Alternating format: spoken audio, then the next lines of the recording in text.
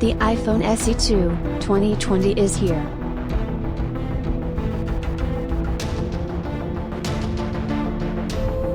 Messed up. Again. A beautiful iPhone 8. Sorry, a gorgeous iPhone SE2. Look at it. The familiar Touch ID. And 4.7-inch screen. That is absolutely the naughty brother of iPhone 8. Check the phone colors. Check the back side, the logo is moved down to center, that's only difference from iPhone 8. The same 4.7-inch LCD screen. The same resolution rate. Let's compare their color performance on web pages. The first sight feeling is no change at all. Same interface and the same taste.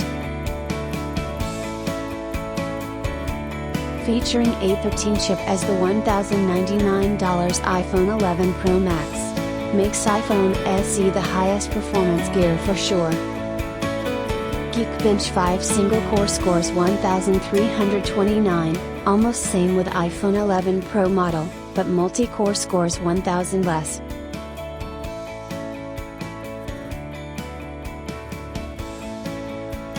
Wi-Fi 6 supported. 2.7 faster network speed.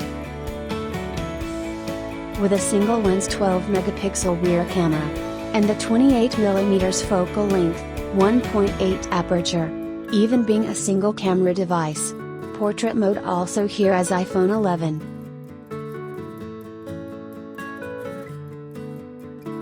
The front camera is 7 megapixel. Also supports portrait mode.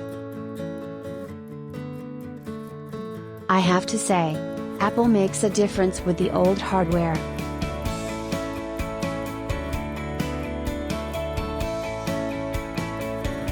Does iPhone SE2 have dual SIM cards? Let me find out. Take off the SIM card train. Check front and back sides. Install only one nano SIM card. It supports only one SIM indeed.